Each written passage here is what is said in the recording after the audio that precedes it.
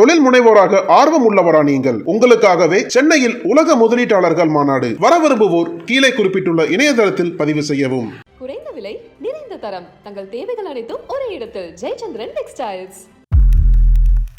Sir, ஒரு நிமிஷம் sir, நான் மாத்திரம் என்னோட அண்ணி பொண்ணு தான் இறந்தது. இன்னைக்கு வர அந்த பொண்ணை அடக்கம் பண்ணாம வச்சிருப்பேன். அம்மா, என்ன மன்னிச்சுடுமா. ஊருக்கு வந்த கல்லூரி மாணவி, தலைமறைவான ஆண் நண்பர், ரகசியம் காக்கும் காவல்துறை, நீலகிரியை ஒழுக்கும் சம்பவம்.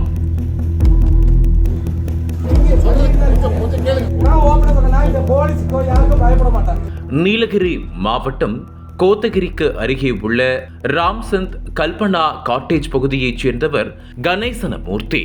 இவர் கோத்தகிரியில் உள்ள வெல்டிங் பட்டறையில் பணியாற்றி வருவதாக கூறப்படுகிறது. இவரது மனைவி மல்லிகா அரவேணு பகுதியில் உள்ள ஒரு பேக்கரியில் பணிபுரிந்து வருகிறார். இந்த தம்பதிக்கு 25 வயதில் சந்தியா என்ற மகளும் 21 வயதில் ஸ்ரீநிதி என்ற மற்றொரு மகளும் உள்ளனர். இதில் இளைய மகளான ஸ்ரீநிதி கோவையில் உள்ள யுனைடெட் மருத்துவக் கல்லூரியில் 2ஆம் ஆண்டு படித்து வருகிறார். கோவையில் படித்து வரும் ஸ்ரீநிதி தனது கல்லூரி விடுமுறை நாட்களில் சொந்த ஊரான கோத்தகிரிக்கு வந்து செல்வது வழக்கம். அந்த வகையில் கடந்த 2 வாரங்களுக்கு முன்பு ஸ்ரீநிதி தனது பெற்றோர் வீட்டுக்கு வந்துள்ளார். எப்போதும் துருதுருவென இருக்கும் ஸ்ரீநிதி ஊருக்கு வந்ததில் இருந்து சோர்வாகவே காணப்பட்டு வந்துள்ளார். அவர் மிகுந்த மன உளைச்சலில் இருந்து வந்ததாக சொல்லப்படுகிறது. இத்தகைய சூழலில் கடந்த 2ஆம் தேதியன்று கணேசமூர்த்தி மற்றும் மல்லிகா தம்பதியினர் வழக்கம் போல் வேலைக்கு சென்று விட்டனர். மூத்த மகள் சந்தியாவும் வீட்டில் இல்லாததால் வீட்டில் ஸ்ரீநிதி மட்டுமே தனியாக இருந்துள்ளார். இதற்கிடையில் பல்வேறு துயரங்களுக்கு ஆளாகி இருந்த ஸ்ரீநிதி தனக்கு இருக்கும் பிரச்சனைகளை பெற்றோரிடம் பகிராமல், யாரை பற்றியும் கவலைப்படாமல் வீட்டுக்குள் தூக்கிட்டு தற்கொலை செய்து கொண்டார். இதையடுத்து கணேசமூர்த்தி, மல்லிகா தம்பதியினர் தங்களது வேலையை முடித்துக்கொண்டு வீட்டிற்கு வந்துள்ளனர். அப்போது தங்களுடைய இளைய மகள் ஸ்ரீநிதி தூக்கிட்டு தற்கொலை செய்து கொண்ட நிலையில் சடலமாக கிடந்துள்ளார். ஒரு கணம் இதை பார்த்து அதிர்ச்சியடைந்த அவரது பெற்றோர் கண்ணீர் விட்டு கதறி அழுதுள்ளனர். தாங்கள் வளர்த்த பிள்ளை உயிரில்லாமல் சடலமாக இருப்பதை பார்த்து நெஞ்சம் நொறுகியது. மேலும் இவர்களுடைய சத்தம் கேட்டு வந்த அக்கம் பக்கத்தினர் கணேசனமூர்த்தியின் வீட்டிற்கு முன்னால் குவிந்தனர். இந்த நிகழ்வால் அந்த இடம் முழுக்க சோகத்தில் வாடியது. இதையடுத்து இச்சம்பவம் குறித்து கோத்தகிரி காவல் நிலையத்திற்கு தகவல் தெரிவிக்கப்பட்டது.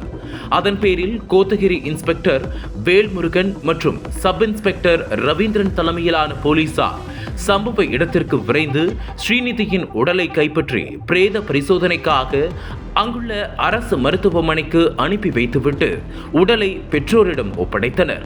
இந்த நிலையில் இச்சம்பவம் குறித்து வழக்கு பதிவு செய்த போலீசார் ஸ்ரீநிதி தற்கொலை தொடர்பாக விசாரணை மேற்கொண்டு வந்தனர். அப்போது ஸ்ரீநிதியும் அதே ஊரைச் சேர்ந்த வினோத் என்ற இளைஞரும் ஒருவரை ஒருவர் காதலித்து வந்ததாக சொல்லப்படுகிறது. திமுக கட்சியைச் சேர்ந்த வினோத் இளைஞர் அணியில் அங்கம் வகித்து வருகிறார்.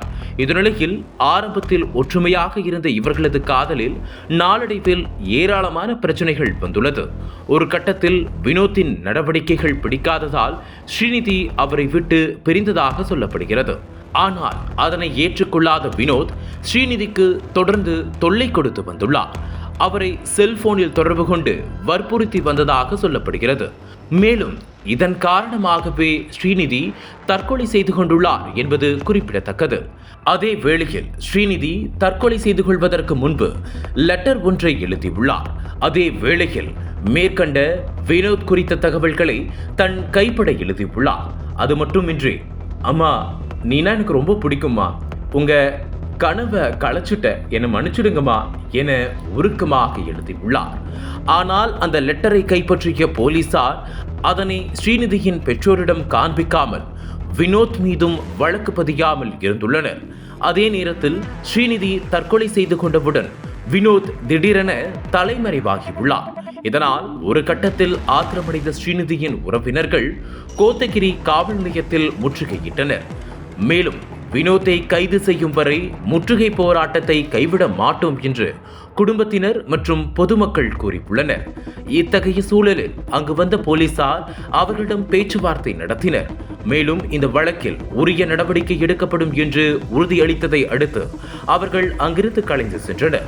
இந்த நிலையில் இச்சம்பவத்தில் வழக்கு பதிவு செய்த போலீசார் தலைமறைவாக உள்ள வினோத்தை தேடி வருகின்றனர். அதே வேளையில் போலீசாரின் இந்த அலட்சிய போக்கு பொதுமக்களை அதிருப்தியடைய வைத்துள்ளது.